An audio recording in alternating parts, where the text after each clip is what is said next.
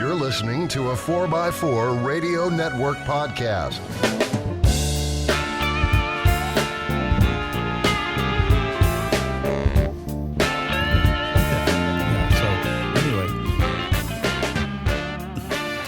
That ruined the magic once I hit record, didn't I? Wait, hold on. I got the button too. I am all kinds of what? No, you didn't ruin it. It's just I was sitting there rewinding the brain. Oh, God. This is the oh, great. We probably curse in some language now. No, it's kind of fun that, you know, as we're doing a project, to have the factory owner or the manufacturer's representative text you right then and there in progress going, What, 2023 already? What? But, you know, that was kind of cool. Talk about tech support, preemptive tech support. Will, I'm impressed. Preemptive tech support. Exactly. Hey, guys. Welcome to episode 176 of On the Trail with Kevin and Scott. I'm Kevin, the engineer. He's Scott. I am the slapstick parts guy that is going to throw the entire listening community a curveball. What do you mean? You already did. Well, that too. Those that follow Facebook yes. and saw yesterday. Yes, we're a little early, but only 2 days before the release date of this show. Yeah, nothing like last minute. Yes, we faked Scott out. You know, you've seen that one where you wait till somebody wakes up and you convince them that they've been in a coma and time has passed. And so we actually convinced Scott that more than a year had passed since he bought his Gladiator lift kit. And, oh, my God, I got to get it installed. So... Not quite, but close. It's kind of like when you wake up for one of those really good naps on a Sunday, and you think you forgot about school or something like that, and then you realize you're 47 years old and it's a Sunday. You know? Yeah, exactly. So anyway, if you haven't been on Facebook, the heavens did part, the angels did sing. The sunbeam shone down upon Central Florida, and yes, ladies and gentlemen, I will tell you that Scott actually has the lift kit installed on the JT. Yes. Before everyone's the box died from bugs chewing it up, and you know, everyone's going, wait, it's 2023 already. Yeah. Did we skip a year? So, and you bought that in when? With Tennessee? No, we were in Jasper when it got delivered. Okay, so only in September. Yeah. So September, October. You're counting on his fingers. That's this many. 3 months it sat marinating in the barn. I guess, you know, in this case, you decided it was good to put it on rare. It didn't have to be well done. Anyhow, we first got to start out with a very, very upbeat shout out to our very good friend, Mark Lawson of the Jeep Lab. Yes, I am. See, I was doing it yesterday. Yeah, it's only fair. Mark kindly opened his new shop up to us on his day off on Monday. He's normally closed, and he's like, just come on down. And, you know, Mark went through a little bit of trouble. Unfortunately, there was a fire in the complex that his original facility was in. Yeah. And the county came down hard on the facility owner and said, you know, this is a storage facility, not a business facility.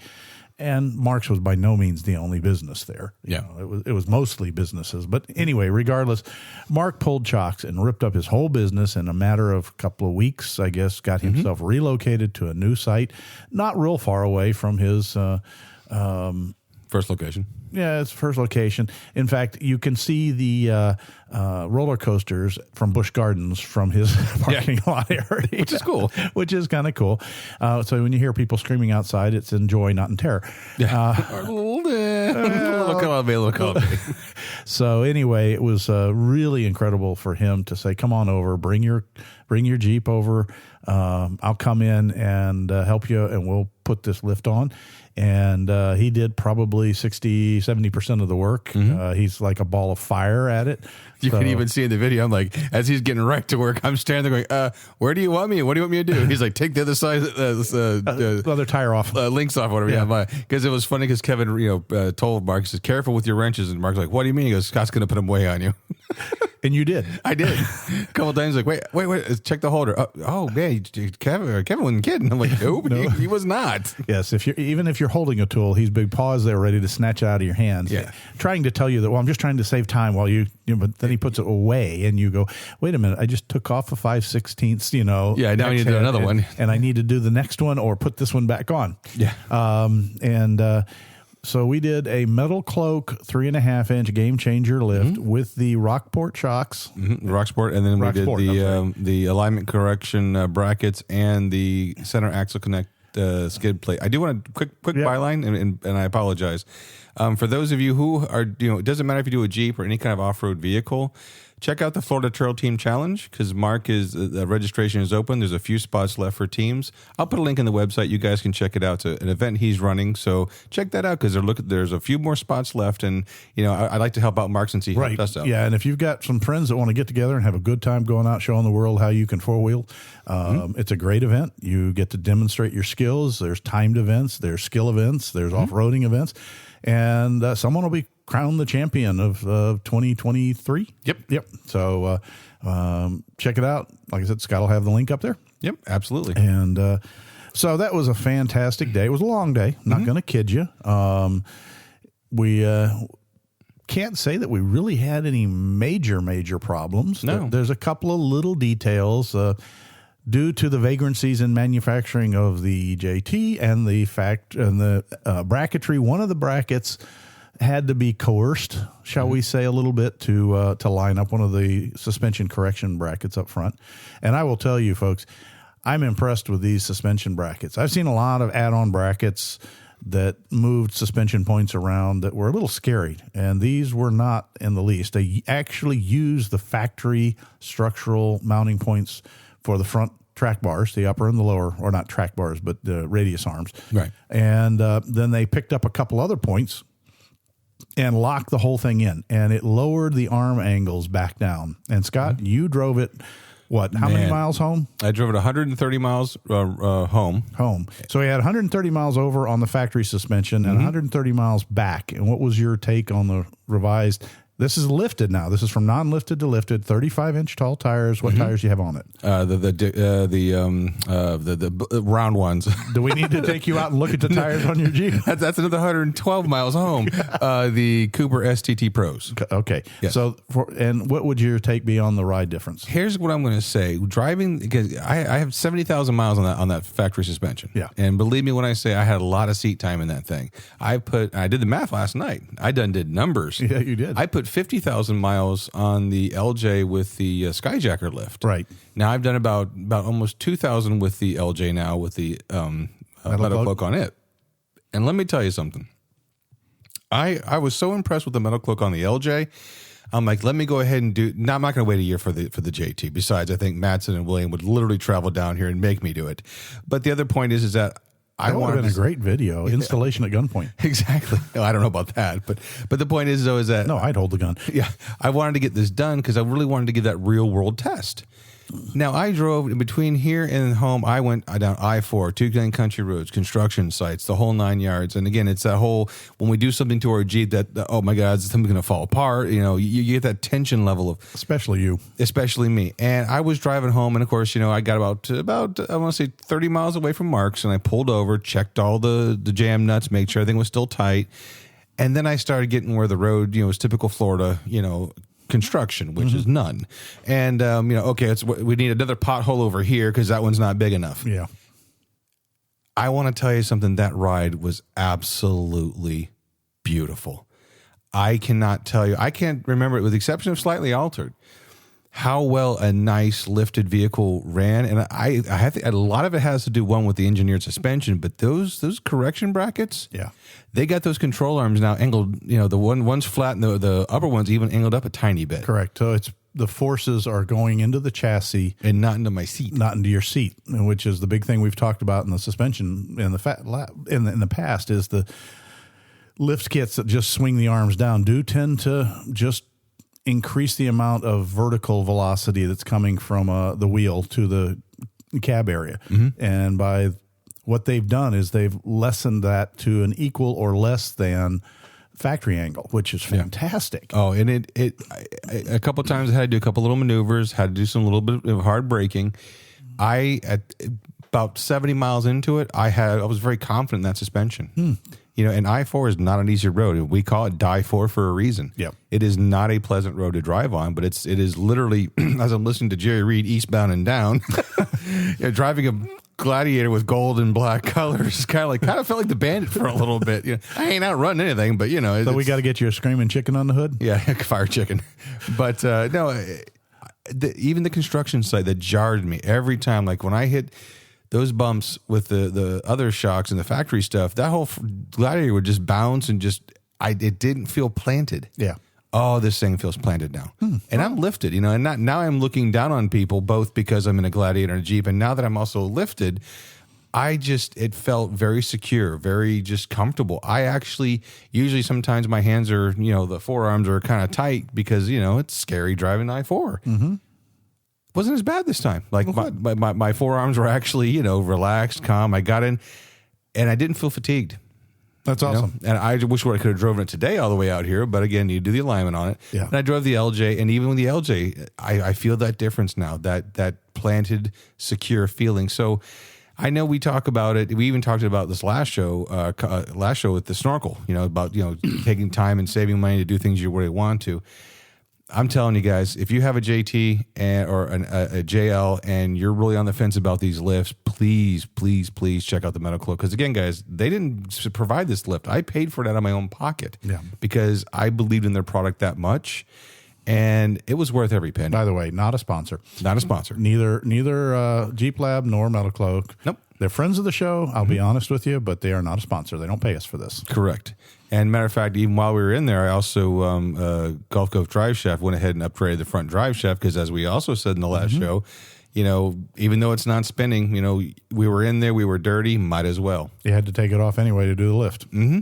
So, no, that's been it was a fun situation. And again, a great shout out to Mark for his time, effort, and expertise.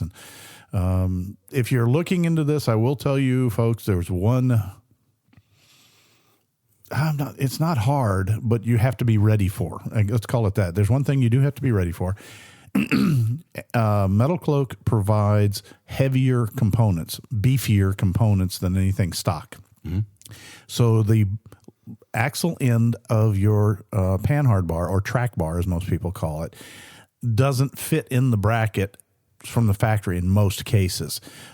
It fits between the ears, but the hole at the bottom, which is people think they're for drainage. It's not. It's for clearance of the track, the head of the track bar that fits down in that hole isn't big enough for the MetalCloak one. And you have to go in there, and the only real tool that I'm aware of that works well without damaging anything else is a die grinder with a metal cutting burr. And it will take you time. You will get covered with man glitter. You will probably get a few stuck in various body parts that need to be extracted. Face shield is needed. Even I wore a face shield and glasses. Mm-hmm. And it took probably 15 minutes of steady work because I wanted to sneak up on it and not remove a lot of extra metal. There's, like I say, there's kind of an oval punched hole that then stretches when they fold the bracket before they weld it on the axle. And it has on the sides, that's top and bottom to the bolt, it has little returns, and you basically have to grind probably a quarter inch, an eighth to a quarter off of either side until that thing will tap down in smoothly and clear. Otherwise, you'll never get the bolt in, and even if you did, you'd hear screech, screech, screech every time you went over a bump. Right. And I don't mean to scare you. This is just an honest bit of effort. It was very doable. And if you don't have that tool, you can get one, obviously, or you can simply, find a friend. If you own a Jeep, you probably have Jeep friends that have a die grinder and a burr. Yeah. And just be ready for it. It's all I'm trying to say. You're going to have it. Mark whipped out his little magnetic rolling nut and bolt picker upper and picked up all the shards. So I only had to dig 2 out of my hands at the end of the day. Well, even like when we did the lift for the LJ, we had to drill out the bolt for the front track bar. Correct. So anytime you're jumping into these lifts kits, doesn't matter which brand, there's always some modification that needs to be done. There is, but a drill most people have. Yeah, that's fair. A die grinder and a burr. That's probably the only specialty tool that you might not have. Yeah. It's an air-powered tool. You can get electric ones. And again, was not a big deal. It's not a Dremel grade grinding, though. If you have a Dremel, why not out with a Dremel? No, it's 1/4-inch steel. Yeah. It's going to take you a little while with a Dremel. Yeah. But that was the only problem. And I wouldn't call it even a problem. It tells you that in the instruction that you're going to do this. So, and then there's the usual, bolt hole tolerances from one manufacturer to the next. It was funny. One side, the suspension correction bracket went on. You think we'd use that JT for the prototype. Yeah. The other one, not so much. Yeah. Not so much. But, once again, it was just amount of, let's start with this bolt, put that main bolt in, and put a clamp on the other side and start to pull, and things kind of went, okay, all right, fine, and dropped in the sleeves, and the bolts went in. We didn't have to cut. We didn't have to beat or bend. We just had to persuade. And I am kind of remembering for the box, I think, was pretty beat up, so that could have just been something with the delivery driver. That's possible. That's a pretty stiff bracket. Yeah. Well, the only other problem that we had is literally convincing Kevin I needed to finish the lift, because the child of the 60s over here, once I had that rake going on. Oh, I wanted to leave him with the lifted rear end. And of course, I said, we're going to take those knobby tires off the back. And Mark goes, I got some slicks back over here in the shop here. And we're going to send him down the 1/4 mile. Up front, Yeah. Put some pizza cutters up front. And then we got to get rid of that little, 3.6, peanut, and drop in a 440, or a Hellcat, and then set him up on the 1/4 mile. Come on. Hey, by all launch means, as soon as that last yellow clicks on. But hey, just like I said earlier, because my mouth wouldn't work, whatever you want to do to your own gladiator, you go ahead and do it. I couldn't say the word gladiator, folks. I was trying to say, whatever you want to do to your gladiator. Why am I saying I meant gladiator? No, that's not it either. And Kevin's looking at me going, Scott, do you smell toast? Can you smile? I mean, are you having a stroke? I'm like, I don't know. I was about ready to take the electrical I was working on and say, here, hold these 2 wires while I turn the switch on. Hey, they're second nerves. That's the business. No, but it was a lot of course, Kevin posting the Facebook page. Should we keep it? Resounding yes. And I'm like, no. Hey, I can't often get him in, but every once in a while. I read everyone's thought bubble. Well, you just use that way you started it and then finish the other half in 2023. No. Everyone's out to get me. But the next thing I'm going to do is aim those headlamps. Whoa. Well, see, if you'd left it of the rake, they'd have pointed lower.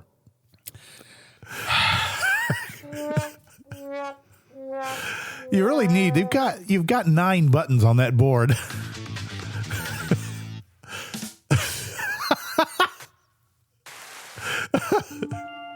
Oh, he has loaded them finally. Yeah.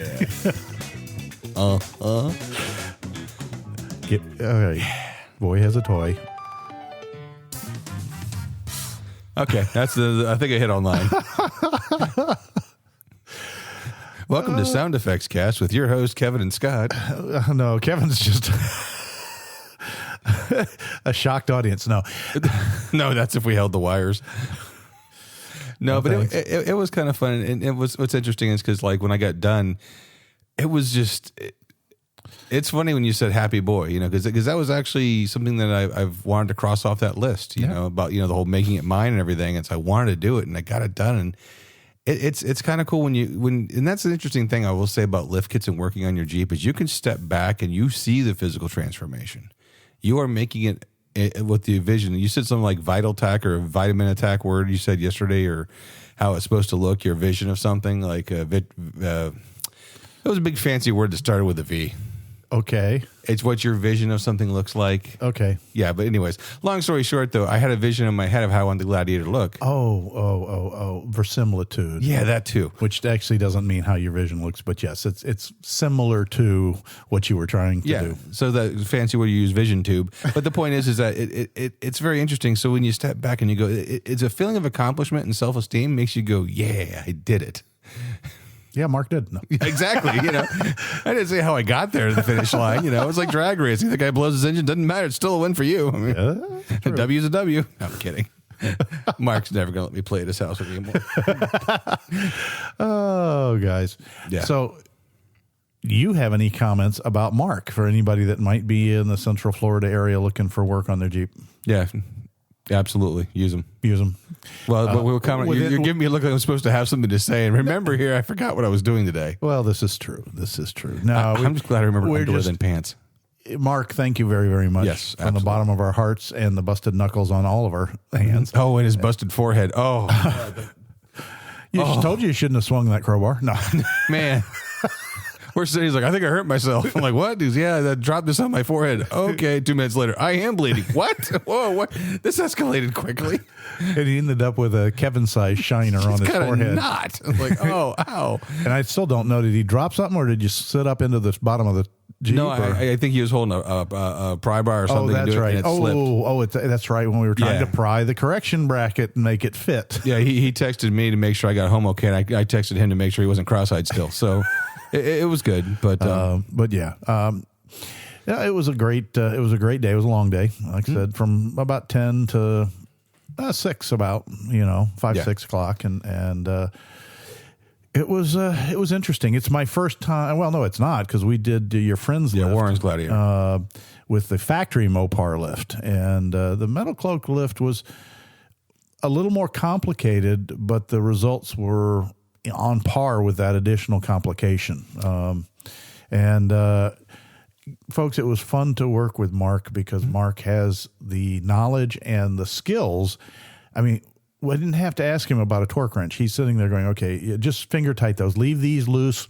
And like the lock nuts on the arms, he runs them all the way backwards, away from where they're supposed to be seated. He says, that way I know they're loose, and I'll put the Loctite on them and torque them.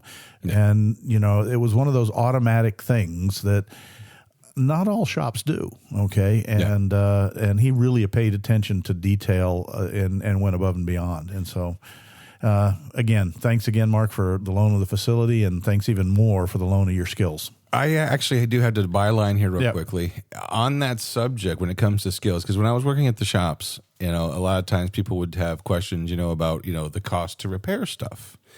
And, other shops have given us things to talk about in subject matter. Mm-hmm. And one of the things I wanted to touch, and again, he's not asking us to say this, but it's a thing that I think is universal no matter where you are, no matter what you do. Like, let's say you're a carpenter. This is kind of universal. He carps, no. Exactly. Kevin and I did the lift on the red Jeep, and that took 2 days. Yeah. 2 days of solid work. And the Gladiator had more parts, because we did the skid plate and the other brackets. Mm-hmm. And with Mark, like I said, we got it done in a day's work. Yeah. And that's the one thing I'm going to kind of say. It doesn't matter which shop you go to. If they set a price, you're paying for their expertise. Mm-hmm. You're paying for their knowledge and how to get these things done.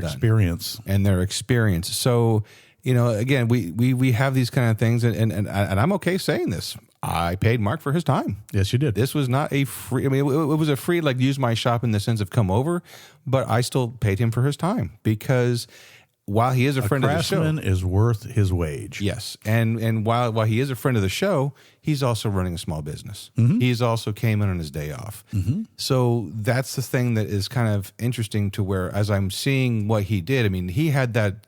We had the rear end done within 2 hours. Yeah, the rear end went really quick. It always does. The key here is that, when you're paying a craftsman, you're not paying the hour. People are like, well, it only took you 15 minutes. Why are you charging me 3 hours? No, that's not. It's the rate is for 3 hours. And the fact that I'm skilled enough to do it quicker doesn't mean you get a discount. You're paying for a craftsman's knowledge and skill to do the job right.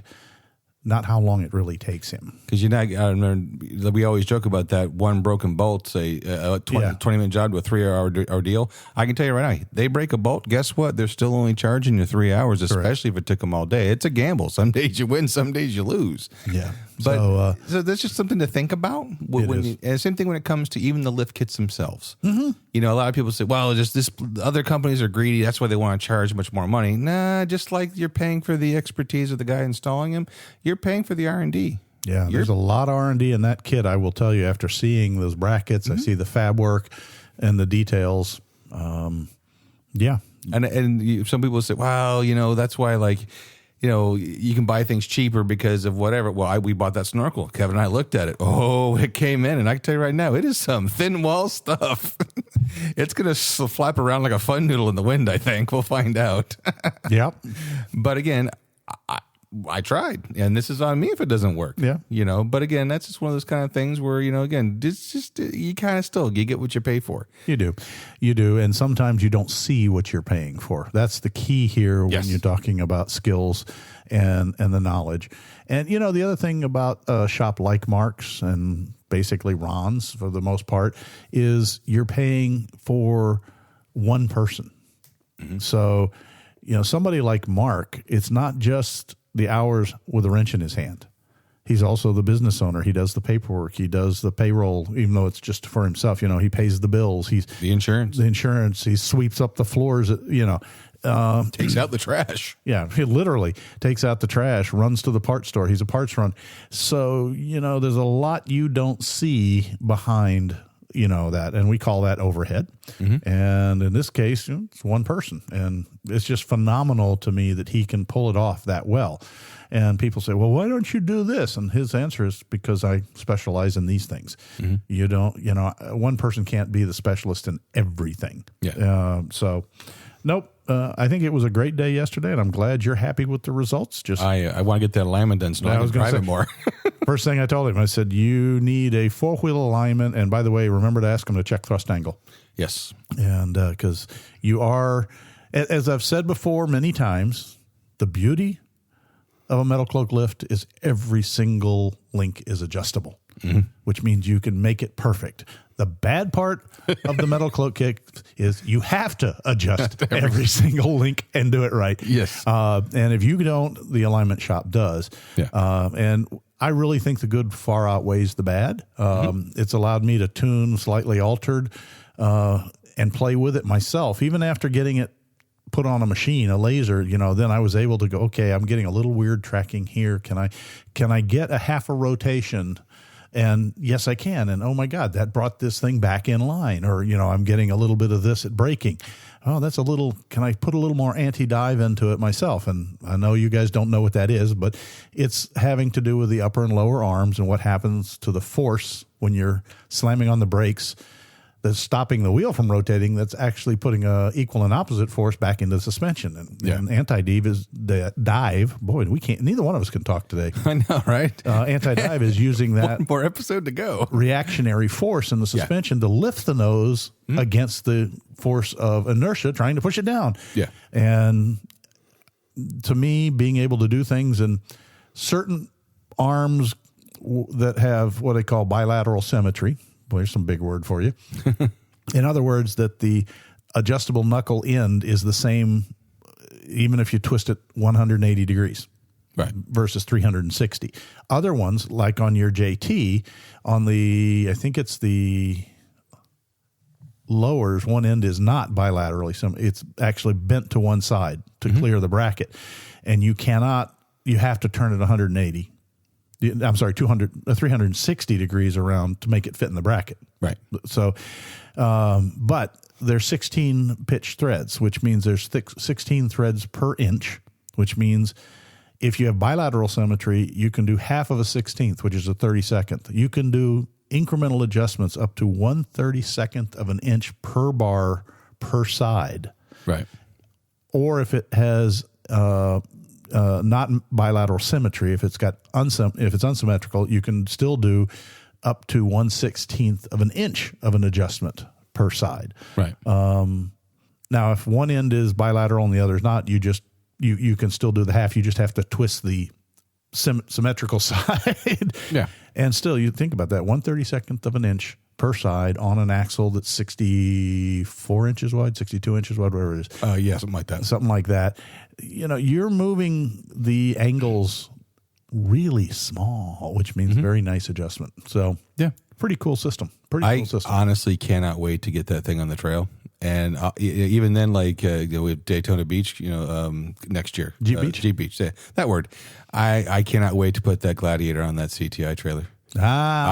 Because 680 was... So Corey and Jesse, be aware, he's coming. He'll be like a kid with a new lollipop. Oh my God, what would the GPW do? Oh, okay. Anyways, so yeah. So you're going to pull the GPW down with the... Pull nothing. She's driving close enough. That's right. I keep forgetting that you're in Daytona. It's 17 miles. Yeah, I was going to say you're in Deltona next to Daytona. Exactly. Or Smeltona, as some people call it. But no, sorry, I didn't mean to catch you in mid-drink. I'm going to pay for that one. No, not really. But the 720 was the best the JK ever did. Yeah. And that was a Franken lift. Yep. So oh man, I cannot, because when you look at those arms and you look at the angles of everything, going, oh, I'm going to have such front end droop. Sorry. Can you say kid on Christmas morning? You can also say Boonar. I hope I can say that. I may beep that. I'm not sure. I don't know what that. Never mind. Stan has a little helper. Yeah. No, but The blue pill. Oh. Okay. Oh. There we go. Yes. Okay. Moving on. Everyone goes, what do reindeer and elves have to do with this? I have no idea, folks. I really A little helper. Moving on. Hi. things that come out. Welcome to a Jeep podcast, folks. Let's move Tech over segments? to my side of the garage. Yeah. Let's do that. Tech segments. Here's What? my phone here somewhere to take a picture so I can induce sound effects. If you even need it. Yeah, let's just roll with it. Merry Christmas, everyone. Well, the last week I had an interesting situation here. And it didn't deal with me. Actually did not. Scott even wasn't there. I was actually helping another Jeeper with some electrical issues. Actually helping a Jeeper who was helping another Jeeper at yet another Jeep garage. Notice the pattern here, folks? Yeah. And we took the end recipient of all these helps over to Specialty Drive Shaft because I wanted to, we were talking about, he's doing some custom work and talking about fuse blocks and fuse relay blocks and the different types and models. And I said, look, we can go down the street, 2 miles to Specialty Drive Shaft and we'll show you Shane's YJ. We did the custom because the original harness had been mutilated and burnt. Right. And so we made that new one last year. And I said we used an aftermarket fuse box. And so you can get an idea what we're talking about. And so he's like, sure. So we drove down there and he took a look at it. And he's like, oh, that's really pretty cool. And we were getting ready to leave and went out. And I had driven slightly altered down. And my friend Bob was with me, and I started the key, and instead of the normal rumble, I was like, what the hell? I don't think those are the words you use, but thank you for being family. I was trying to be family friendly, but, I used a slightly different, more editable word. Samuel L. Jackson vernacular. And it's like, I jumped under. I'll be honest, it was so loud, I thought somebody had stolen the cat. It had that sound like you hear from a stolen catalytic converter. Yeah. And no, the cat was still there. Did the pipe break off? Yeah. No, I can't. And then Bob's trying to reach up and says, well, I can hear it, but I said, don't burn yourself. That frickin' thing's hot. And Too late. Okay. But I was able to look, it was bright and sunny, and there was so much heat and exhaust coming out that you could look down in the shadows and see the swirl patterns of clear gases in the shadow under Sleepy gases. Yeah, it's like, okay, what just, completely blown away. Right. And, some childishness had ensued because it was fun to drive it initially and, with excuses.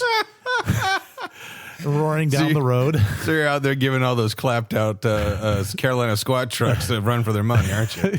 I do that anyway, but Way out there in Polk. What was it, Polk County? No, we weren't in Polk. We were in Hillsboro. I was making a joke. So took Bob and dropped him off at his place. He's the guy with the V8 YJ, and then tootled on back here to the farm. And Meanwhile, back at the ranch, let it cool down, and next day get underneath it and go, okay, I got to figure this out because, yes, it's my Jeep. Yes, I have a truck I can drive, but my wife's car needed work, and I'm like, I got to have this extra vehicle. Yeah. And so drop the belly pan and still not seeing anything, and disconnect the 2 bolts that break the back pipe off of the catalytic front pipe, with the 3 cats, and start kind of wiggling around. I wiggled my phone up and I sent Scott the picture and, held it against the floorboards and shot down. And there was a perfect 1 inch wide, probably 3.5, 4 inch long strip of the exhaust pipe gone. And I immediately went back to did somebody actually try to steal the cat? And did they start cutting above the, belly pan at a weird angle, and the saw blade turned and just slid down. I don't know. And so I go up there, and fortunately, because I have an aftermarket exhaust system, as we've talked about in earlier shows, and it's MagnaFlows, and it comes in 2 pieces. And the factory one's 1 piece from the manifold across the oil pan and back to the cat, and then finally onto the mufflers with the bolts there. There's a slip joint at the crossover point up at the oil pan. So, and it didn't use a compression crunch clamp. It used one of the band types, which was really nice because you can loosen those bolts on those and kind of open them up and then work the pipe back off. There's no distortion of the metal kind of a situation. Right. And I get it off and I see this big cut. And I mean, it's just like, was it rust? Was it, I cannot figure out what it is. And I pull it out and I send a picture to Scott. What do you think that is from? And he's, I don't know, neither one. No idea. No idea at first. And then I crawled back under there saying, well, let me look around. And then it hit me, literally, kind of like Mark. There in the exhaust hanger, and for those of you who got it, yes, I know, okay, I should have seen the obvious, was the support bracket that was welded to the exhaust pipe and went into the little bracket that goes off your transfer case mount. Yeah. And when I was looking there, I literally ran into it with my forehead. And like Stab, ow. Found it. Well, no, and it's a perfect broken out piece. And so I started getting, and I'm go get my little magnifying glass, and I'm going, what happened here? Did I is dissimilar? It fatigue cracked. And I was sitting there going, but how did I get a perfect fatigue crack that kind of rips this rectangular chunk out so all but perfectly? And then it hit me, and not the same as the piece did when it hit me in the head, but memory. And I said, Scott, do you remember Jasper? When we were on the obstacle course and I came off and then was walking back there to do some disassembly because the engine wouldn't run anymore. And he goes, well, kind of what? Yeah, I came off an obstacle in the rocks and came down hard on my exhaust tip and flattened it. I mean, pinched it off like a toothpaste tube. Yeah, literally the exhaust was like well, harmonica. Apparently, that also yanked the entire exhaust system backwards rather violently and probably instigated the initial crack all the way up in the middle of the system because it's only got the 2 pipes. I'm just glad I didn't propagate and finish while we were in Tennessee. Yeah, me too. That would have been a long drive home. Yes, it would have, had I even figured out what was wrong. And so, folks, just remember that if you do have an incident on the trail, it may all look good, but you may want to look a little closer because I'm sorry I didn't. Fortunately for me, there was no harm, no foul. Yeah. It clearly had been cracked, and crack had been propagating for a long time because the exhaust, it's all stainless. It's 304 stainless from MagnaFlow, and that was good. But, even stainless will fatigue, crack, and corrode if given enough heat, energy, and time. Right. And so I had a pretty good blowout, and you could see the fatigue crack, and you could actually see the distorted metal where it started, and I saw where it finally let go. Was able to kind of tap things back, clean up the edges, and then fit the pieces back together and spend 4 or 5 minutes rewelding and broadening the base of the weld out wider to create a wider, more supportive base, and then letting that cool and straightening the arm out and remount everything. And she now sounds like she did back when I first put it together. Woo-hoo. But it's one of those things that, you can get the wrong answer rushing to conclusions. So just keep that in mind. If you particularly in a TJ, if you do something that kind of strikes the back end of the exhaust, it can have effects a little further forward. Well, that's actually, we talk about a back end affects the front end. When I got rear-ended by the drunk driver, it pushed the exhaust pipe and bent it so much that the exhaust pipe was hitting the flange on the front differential. Oh, yeah. So I'd make certain turns and the left front wheel would hit and it would go, I'm like, what the? Is a phone ringing? Because, it made that noise. But yeah, so it's kind of interesting you talk about like that. Yeah, so fortunately, slightly altered, just shrugged it off and a little more weld, and off we go. Exactly. But so then I was like, well, maybe I've been a little focused on the new house, and let me spend a little time going back over slightly altered. That was slightly altered warning shot across the bow saying, cough, I'm over here still. Yeah, I need some attention. So we've been doing a little bit of work on that. And let's see, what else have we played with? Oh, how could I forget? For those of you folks out there driving a YJ with a manual transmission, my condolences. If you have to do any clutch work, prepare yourself for the ultimate nightmare. I hate to say it that way. I was over helping Shane at Specialty Drive Shafts just this past week with a clutch issue. They had the clutch was never that great. It was a very soft pedal with very slight disengagement. And so he had gone ahead at his own violation and replaced the master cylinder and the slave cylinder. And on the YJs, for those that haven't played with the earlier models, you don't actually have a external slave cylinder with a lever arm coming out of the bell housing. Mm-hmm. You have one of those concentric, fancy hydraulic throwout bearing assemblies with two pipes, one going in and one coming out as the bleeder. And then that steel pipe goes up to a piece of rubber hose, which bridges the gap over from the transmission to the bell housing. Right. Yeah, to the firewall. And then it goes up in hard line up to the master cylinder. All well and good, but for some reason, Jeep Chrysler chose a master cylinder that the outlet for the master cylinder is on top, right behind the reservoir. Right. So your line has to come out going up and then make a U-turn to go down. Correct. There's this really neat hydraulic thing that happens when you take a pipe up and down. It gets an air bubble in it. Yeah. And the air bubble really doesn't want to leave because when you try to bleed it, that air bubble has to go down all the way to that hose, across the hose, all the way across, and then into the, hydraulic throwout bearing. Right. And as soon as you stop moving it, even if it's moving, it'll climb back up because bubbles want to go up.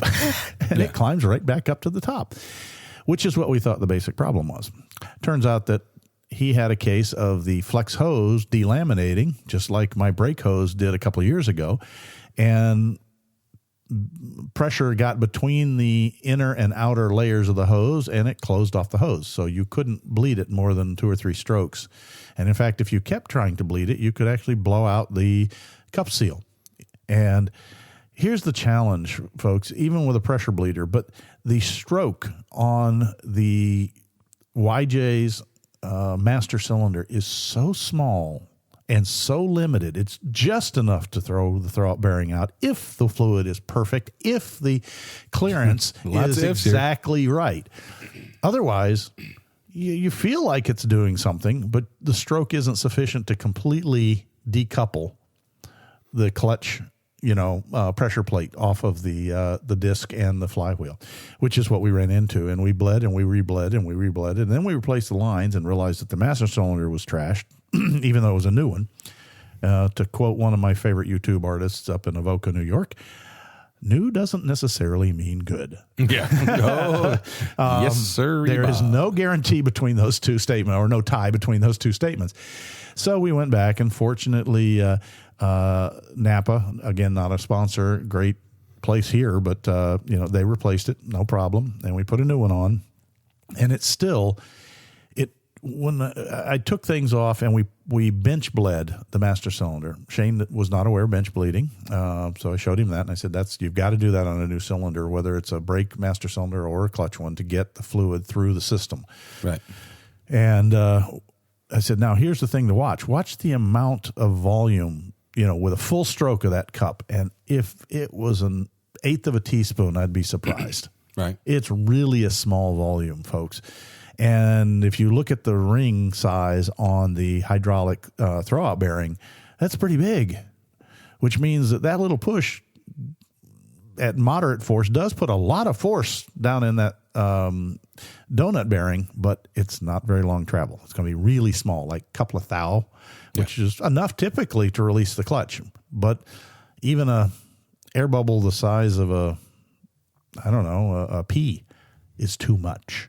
Yeah. And then trying to get it to bleed out with that dang pipe, to push it down all the way down. I'm kind of, his is getting better. We didn't get it perfect. We got it where it was operable, barely. Yeah. You may have to bleed it back, do what's called a reverse bleed. And I may have to put together some fittings to do that. And what that is from that U-shaped bend in the hard line, out the master cylinder to go back down. Pushing it from the master cylinder down, if you think about it, is a long way down. Right. I can push it backwards. It's going to be messy. We're going to have to do it over some pig mat. We're going to loosen. You don't want to blow the master cylinder backwards too hard.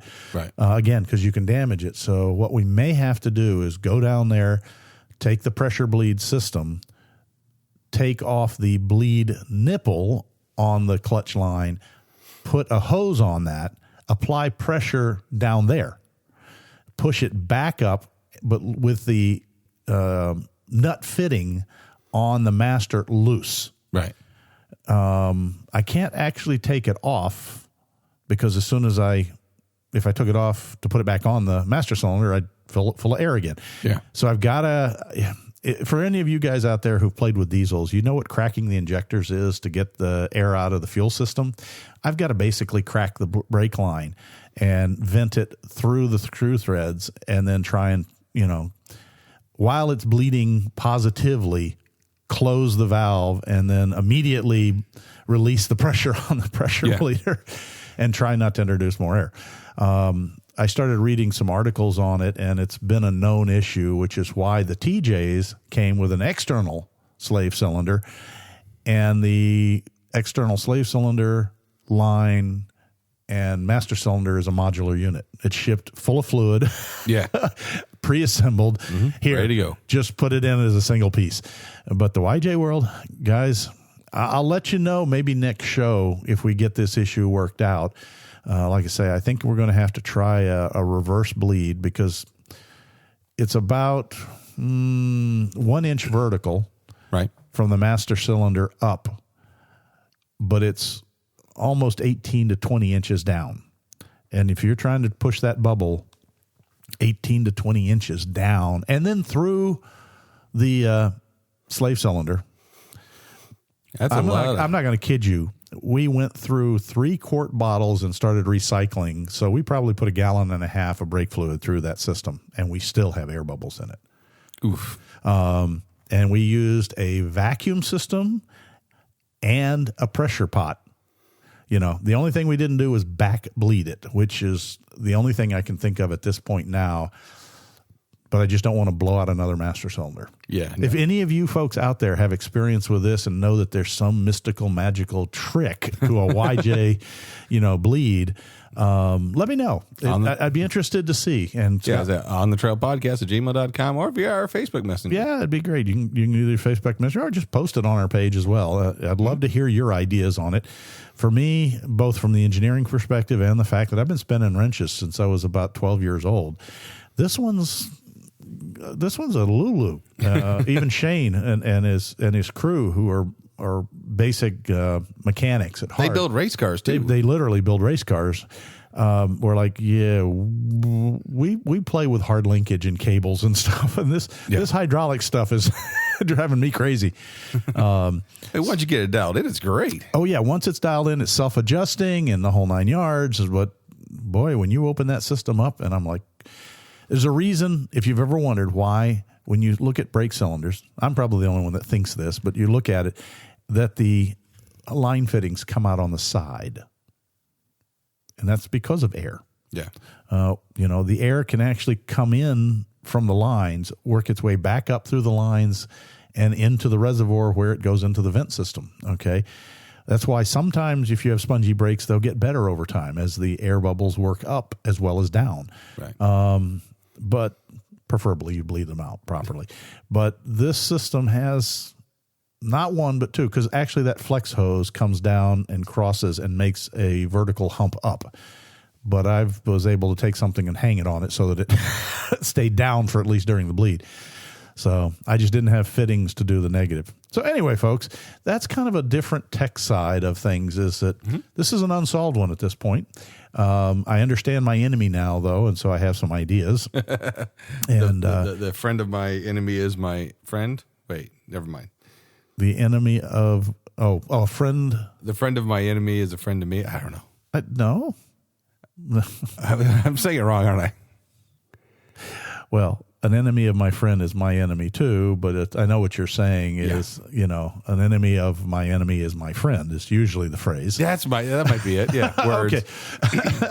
So that's been kind of a fun one here. We've been fighting electricals, and we've been now fighting a hydraulic demon. And so we'll see where that one goes in the midst of still trying to get this frickin' new house and water systems. I've been in here almost 6 months now, and we have the water drinkable. What a novel concept. And I know this is a Jeep show, not a plumbing show, but we've put in quite a water filtration and treatment system out there that seems to be working well. And now that everything's not leaking and functioning, and Scott helped me go off and buy the siding and trim for the outside of the building. And we'll get that done. And then we got a little bit of concrete work to do some decorative stuff outside. Yeah. But then we can go on play dates and go jeeping and off-roading. We've got plans for that. Yes. We've got plans for that. We're currently working on more plans. So more places to go, more places to wheel, since the world is beginning to normalize. I say that with caution, since new normal is still pretty bizarre. And most of our wheeling trails are starting to open up back down here. They're still, Irene was pretty intense here, and we still have cleanup actions going on here. The county is still clearing roads. One of our little wheeling spots here still looks like a bomb went off in it, and I'm not sure how long till the trails are available again. The creek bed that we used to go by has realigned itself. There's probably a half a dozen trees down from that. So, yeah, it's been kind of fun. And now let's get on to the last topic. Which was? I forgot. The holiday season? I was going to say, when does this show release? Yes, on the 15th. On the 15th. And what comes shortly thereafter? There's Christmas. That's kind of what I'm trying to shoot for here, folks. In my defense, guys, we had a conversation about storms and about Andrew and late storms in the season. It took me a few minutes to work on that. So you guys have to excuse me. I'm still a little tired. Yeah. What we want to do is wish each and every one of you a very, very happy holiday season. Merry Christmas, and hopefully you will have a happy New Year. Yes. And we will be releasing a show on New Year's Day. Hopefully it's intelligible. Well, that's one of the things we kind of like talked about, like, because we kind of like for a while there, for the first couple of years, we did big, Christmas shows and gift ideas, and stuff like that. And one of the things, Autumn got me was a foam cannon. I've never used one of these things before, I didn't even know what it was. Yeah, and I'm like, okay, cool, because I'm always out there washing the Jeeps with my car wash. She goes through an automatic car wash with her Corolla. Things are good. And so I'm like, okay, I'll give it a shot, and believe me, Yakety Sax was playing in the background as I'm trying to do this thing. So if you do get a foam gun, do not point it at your face. Okay, I'll say that for right now. I can hear the jokes typing right now, guys. No, I didn't get money for that. So the other point is that, and I used it. It was a little simple $20 foam, cannon. And again, I know it's not Christmas yet. It was an early one. And man, that was fun. It was kind of cool. I've never used one before, and the Gladiator came out really nice and clean. Yeah. And I used it under the suspension area a little bit before we did the lift. That was noticed and appreciated. Absolutely. But, again, it's you foam the vehicle down, and then you brush the areas with the car wash mitt, and then you rinse it. It's super easy. And I'm like, all right, that's it. And you were able to get that done on the Gladiator before it turned to crystallized foam in the Florida heat? Well, actually, Florida, Christmas in Florida, welcome to 92. But no, luckily I have a shaded driveway. And so, but again, it was kind of fun, and I got it done. And for $20, plus the car wash, it wasn't that bad. Oh, okay. So if you have a Jeeper out there that you likes to use these things, get foam cannon, stuff like that, a sack full of 10 millimeter sockets. You see, I still had mud on the Jeep from Tennessee. I know. And Georgia. I know. I still had mud on there from Georgia also that I found and spit out when I was trying to do the cross member. I think mine's still on the windshield. Well, that too. But those are little ideas, and again, Amazon or small little shops and stuff like that. A gas card would probably go great right now for a Jeep owner. That's true, except that's like investment. You buy the gas card and the value falls steadily as the price of gasoline goes up. Oh yeah, that too. Yes. Yeah. But again, a lot of neat little gift ideas. Shops and all kinds of neat little things. Amazon. You just type in the word Jeep. It's a plethora of stuff you could do. Fire extinguishers are always a good gift. It's like, yay. Well, you never know, you might need it. One day you might need it. If you own a Jeep, you're going to need it. So, and if you're going to buy one for someone, look for one with a roll bar mount. Yes. Think ahead. Be nice. Yeah, just don't do like I do. Muffin stuff it between the door and the windowsill. Yeah, so that when the Jeep's on fire, you can't reach into the fire. Oh, no, it's on the outside. Oh, okay. Yeah, so if I get out, it's right there. You can see it in the YJ. The problem is it's not fastened to anything. So it becomes a missile in its own. And speaking of that, of course, and we usually do this in a midsummer show, but if you have a fire extinguisher, go out and check the gauge. When was the last time it was checked? You don't want to grab a fire extinguisher and have the needle at 0. Yeah. Yeah, no, that's a very good point. Sorry, segue there, folks. Reminding me that I need to go check mine. I was literally getting ready to say, so, Mr. Smarty Pants, when's the last time you checked yours? About a month ago. Okay. I would have said, about 17 minutes. But no, and then I checked it prior to that before we left for Tennessee and for Georgia. And wise man. It's part of my loading up of the Jeep is I've got it right behind the driver on the roll bar where it's very easy to go tap, tap, tap, make sure the needle doesn't go plump. And then again, Kevin, fastidious, doing that. Me, yep, got fluid, pedal of each, so there's interesting kind of things. That's what he said. Okay. Yesterday, he's looking at him, he says, yeah, it was really nice. The JL didn't have a puddle behind the transmission today. I'm like, did you check to see if it was out of fluid? No. Yeah, well, no, it did drip on your driveway a couple of times, but when I left here, because again, I don't drive it a lot, but this past couple months I have. I'm like, let me check the oil. Ooh, quart low. And again, it hasn't dripped in the driveway. I'm like, oh, cool. Maybe it fixed itself. We all know that. No, you just got below the leak level. Yeah, exactly. So again, I put a quart of oil in, got home, packed the Jeep in the driveway, walk out the next morning, there's a puddle of oil. It's like, oh. And by puddle, I mean it's about 4 inches round, but still, it's a puddle to me. Yes. Well, I'm out there with a simple green scrub brush, frassing. That's all right, though. Harleys and Jeep mark their spot. Well, that's why I parked the Gladiator on the driveway this morning, because usually it's halfway off last night, because I wanted to see if there's any puddles of fluid, because, again, we changed that yoke on the transfer case. You did. But I wanted to make sure everything was no puddle of brake fluid. Of course, I had brakes when I got home. So, well, yeah. I was going to say, I made sure I snugged those back down. Yeah, that was fun. One of the things, even though he's got 70K on it, they're Florida miles, so it's a very clean vehicle, folks. And we had to, the lift kit required replacing the rear brake lines for longer ones, which was fine. And then we had to bleed the brakes out in the rear, and so I haven't often got to vehicles with 70,000 miles on them that you could take a wrench and bink. The brake bleeder opened without a problem, drained without a problem, and then closed without a problem. There was nothing sticking, nothing cracked off, nothing broke. nothing living. Nothing corroded. Yeah, then nothing crawled out of it trying to bite me. What the? Usually it's more along the lines of those little black spiders with the red hourglass on their tummies down here. Or the guitar on the back, fiddleback or whatever they call it. Yeah. It's living in Florida. Pretty much, yeah. So. Everything's out to eat you or sting you. Yep. But anyways. I think that's about it for the Cherry Missmas and the Yappy Hoon Ear Show. Absolutely. Yeah, because I think we're going to record another one as soon as we're done here. Ooh, the magic is gone. No, I'm kidding. But anyways, folks, you guys have a great one. And again, a lot of thank you, a lot of feedback on our posts that we had, the Facebook page. Please check those out. Because again, Kevin and I, we try to be as, I guess you could say, a good steward of them, maybe? I don't know. Fancy words. I have no idea what he's going for. I have no idea. But, yes, Picture Good. Please check them out. Yeah, you ask us to see what we're working on. We're trying to share it with you. And if you like it, or share it with folks. And unlike a lot of people, we're not making money off of Facebook. We're not trying to make money off of YouTube. We're sharing our Jeep adventures with you. And if you like it, just let us know. Yeah, we're not farming your data to sell to other people. So, other than that, but have a great one. And as always, remember, it's time to lock the hub, put the Jeep in four low, and hit the trail. Sorry, Gatorade talking back. Yes, as well as please remember to take nothing but pictures, memories, and please take your trash. We want to keep the trails open for our kids and our kids' kids.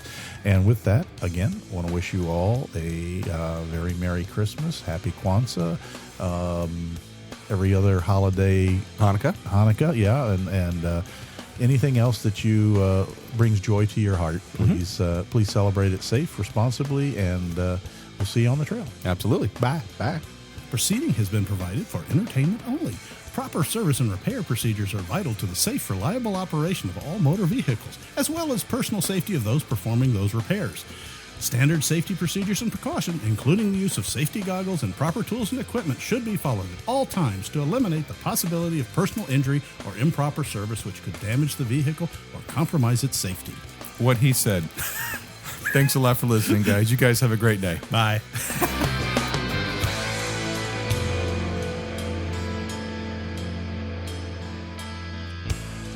This has been a Bent Axle Media production.